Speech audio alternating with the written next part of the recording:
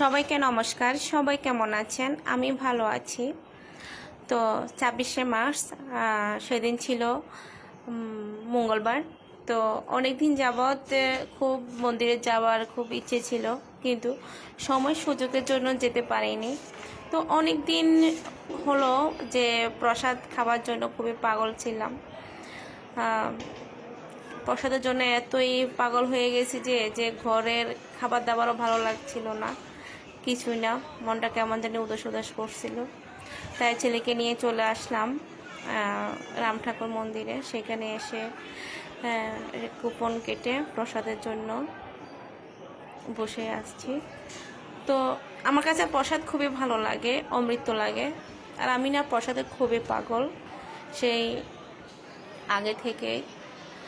আর যখন আমার চাকরি ছিল না, আমি বাড়িতে থাকতাম বা গ্রামে থাকতাম, তখন প্রসাদে কোথাও দাওয়াত দিলে বা আমি মিস করতাম না, চলে যাইতাম খাওয়ার জন্য। প্রসাদের জন্য এত পাগল ছিলাম।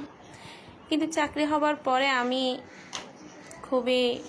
এটা অনুভব করতেছি যে আসলে আমি আমার জীবন থেকে কী যেন একটা আমি হারাই ফেললাম। সেটা হলো এই যে ভগবানের অনুষ্ঠান, ভগবানের দিনগুলোতে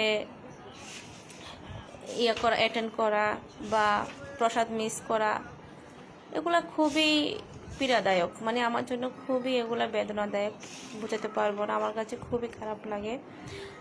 তো তারপরও চেষ্টা করি শুক্রবার বা বন্ধের দিনগুলোতে আসার জন্য।